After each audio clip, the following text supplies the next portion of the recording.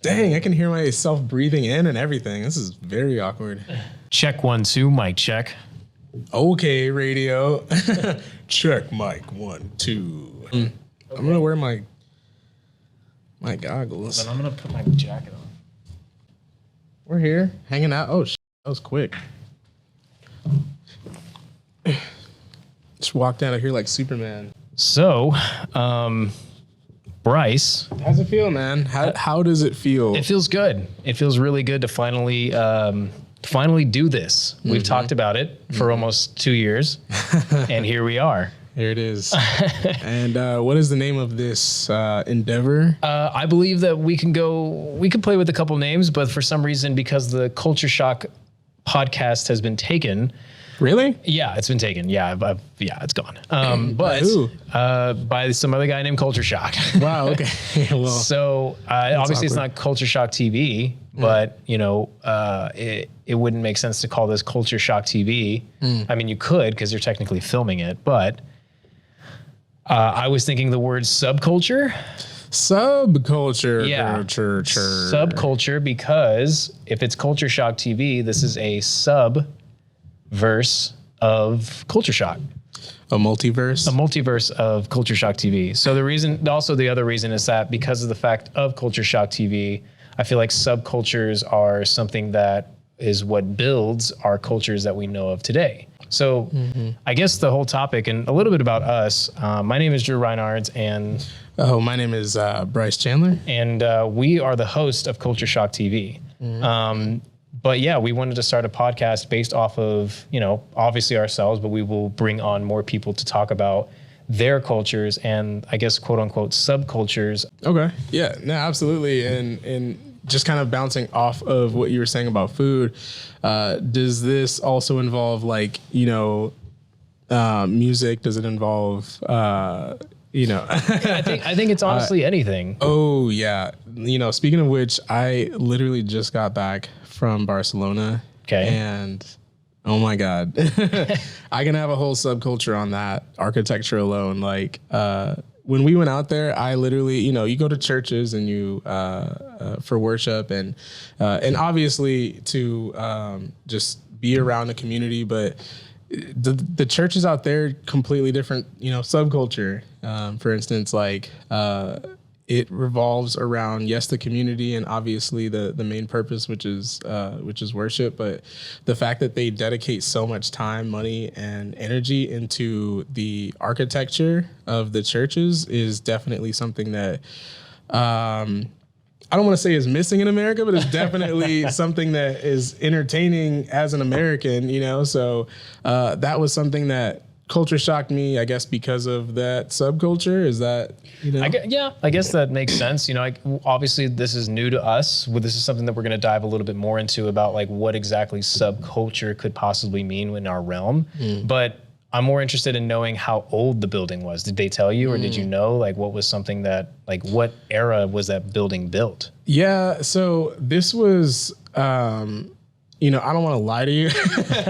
I could throw out a number, but I know that when we were on our way to, I think it was called Sagrada Familia, the Sacred Family. That was around for, I think, a couple hundred centuries. It was around for a couple centuries. Why don't you go ahead and look that up to fact check me? This year. What was it called? Sagrada, Sagrada.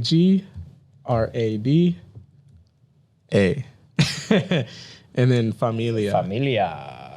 But yeah, one of the, the bus, so we had to take an actual bus to the place from Barcelona because it was up in the mountains and stuff.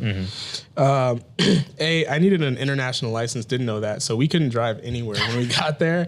Very depressing. But when we took the bus driver was actually, kind of educating us about all of the history of Spain, the history of Barcelona and stuff like that. I completely forgot that Christopher Columbus is from there. That's yeah, that's their dog up there. You know what I mean? It's crazy to think about because in America, we're just are we cussing on this or no? Nah, not yet. Okay. Not yet. We're just Christopher Columbus to Americans, we're just screw him, blah, blah. And to them, they're just oh man, this guy, this was the guy in Barcelona. And, because he was one of the first Spaniards to like travel the world and discover more land. I did it in air quotes. One thing that he was telling us is that he apologized for Christopher Columbus, but going into it, he was just like, yeah, like in Spain, like we didn't get our crap together till like 20 years ago. Like, because if you think about it, he was just saying that like on the tours and stuff, like all the wars and stuff that they got involved with, they lost like almost every single one. No. And so they were considered like a third world country all the way up until like the 90s. And I was just like, wow. Until Messi came in? Until Messi came in and changed. Yeah, and that's another one of their dogs. So to go with the date of the Familia. Oh, yeah. March 19th, 1882. 1882? 1882. Jesus. Yeah. What were you doing in 1882? Signing the Declaration. That was 1774? 17. This is going to be a good. 1776. This is going to be a good podcast. This is going to be good. So basically, I think on this first episode, we should kind of get into a little bit about ourselves and what we think or what we believe that the culture that we grew up from kind of created who we are as personalities and what kind of brought us to this moment. Yeah. I'll let you go first. Kind of like, where were you born? How did you, what do you think led you to this moment? That's a great question. It's always funny to answer, where you're from when it's kind of all over the place. But I grew up, in Texas for sure. But I was born actually in Kansas City, Missouri. And it was cold and miserable and, honestly filled with racism, and it was one of those places that, cause this was obviously back in the 90s, but, I just remember being cold, like I said, but B, like, my mom was just like, I can't raise my son here. Cause they're just like, they just do not mess with us out here. So, we actually wound up going out to Philly where my dad was from. And so I stayed out there for a while. Another place that was like, it's like we were just getting colder and colder. We were not going towards the sun, unfortunately. But it was great. Philly was where my grandparents lived, and, cannot complain about the food. My grandma's pancakes were slapping. So was the Philly cheesesteaks. I mean, we don't call them Philly cheesesteaks, obviously, in that city. They're just called like, chopped cheese or like some steaks or something. You know what I mean? So it was cool to just kind of embrace that culture. Also experiencing city life, I think, it was a completely different demographic when I was out there than it is in Texas. Yeah. And so I kind of grew up relatively fast, and just from my experiences there, like I came to Texas when we kind of started settling down, like my family and I. And I just remember the first time that I tried making friends, they all made fun of my accent. So I was just like, okay, great. I have a lot to learn. But yeah, like, since then, I've lived in, I always usually say that I'm from Texas because, it's just easier to say. It's just easier to say, it's not like a 2-minute intro and then like, and my name is Bryce, so that's, yeah, I would say that's a pretty generic Spark Notes version of my random childhood. What about you? So born and raised in San Antonio. Nice. I traveled as well, but it wasn't really much by choice. It was just by career, I guess, at a young age, Yeah, because you were in Cash Money. I was a singer. Yeah, right. Where's we gotta find buttons for that. So did music. I mean, did dancing first. That was like priority for me. My sister was also dancing, and then while I decided to go make fun of them, they decided, hey, you know what? Why don't we put them in these classes? And I guess I just picked up on it over the years. Did it for 15 years, and then that led me to the music group Savvy. So you became a ballerina dancer by accident? Pretty much. Like it wasn't like by choice. It was just like I was there in the back just making fun of the dancers. Like I was never like actually meant to take the classes. Like my mom wasn't like, oh yeah, my son's gonna be a dancer. It was just like, well, my daughter's taking dance classes, and I was sitting in the back just like shaking it for everybody, and they're like, hey, he's got that pretty down, you know, like those ballerina slippers yeah, on like a 5-year-old kid, you know. But I started off with flamenco, so I was doing like Did you say flamingo? yeah, well, flamenco or flacorico.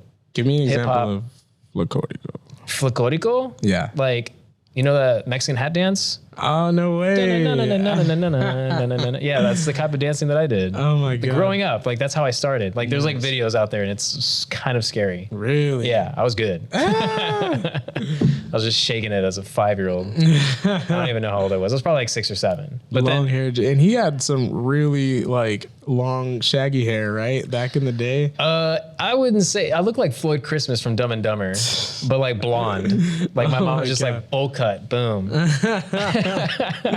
Oh man, sweet life. Oh yeah, it was good. And life is like, literally life is just perspective and Perspective and opinions. perspective, opinions, art, like I mean, yeah, like it goes so deep into like, you know, your subconscious, like literally all the stuff that kind of makes people into who they are. It kind of builds off of all these different, you know, subcultures like you're talking about. So I definitely want to, you know, dive into it and kind of let people know about what to expect for the upcoming episodes. Yeah, no, definitely. I definitely think that, you know, because of the fact that we have Culture Shock TV, which is great because we're just, I mean, I'll just say we're a couple of assholes on there.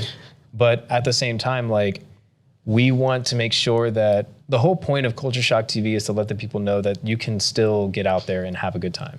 Whether you don't know, like, even though you can like Google anything these days and like, oh, this is this right here. Like, that's great and all, but at the same time, it's about the adventure.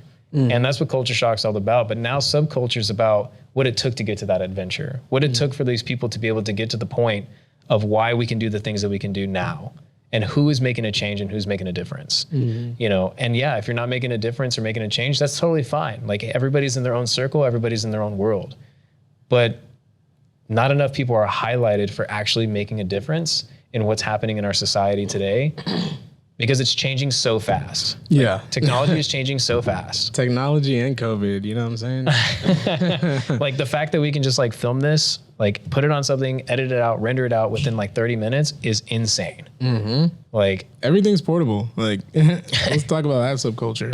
Like, but I look forward to this, man. I look forward to this idea, creating an identity for this, you know, and for those who are listening or who are not listening, you better be listening. But you know, I look forward to the adventure of what we have to offer for this. Well, guys, we hope you enjoyed this episode of Subculture. This is our first episode. Obviously, we don't know what the heck we're talking about right now, and we hope that you guys grow with us. We hope you enjoy the journey. Check out our Culture Shock TV show, or Culture Shock episodes on YouTube. They're going to change. We didn't know what the hell we were doing the first 2 seasons. I don't know what the heck seasons mean in YouTube. But whenever you decide to take a break. Whenever you decide to take a break. But, you know, we're going to be back. It's been about a year since we've done some stuff. But that's because we've taken some time to really establish who we are, to do some character development, and also build a business, because, you know, YouTube doesn't make a lot of money. Also, COVID didn't really help. COVID didn't help. The momentum of, you know, being a social YouTube account. So, yeah, but we're, you know, we're figuring it out. So that's the goal. I hope you guys enjoy the ride.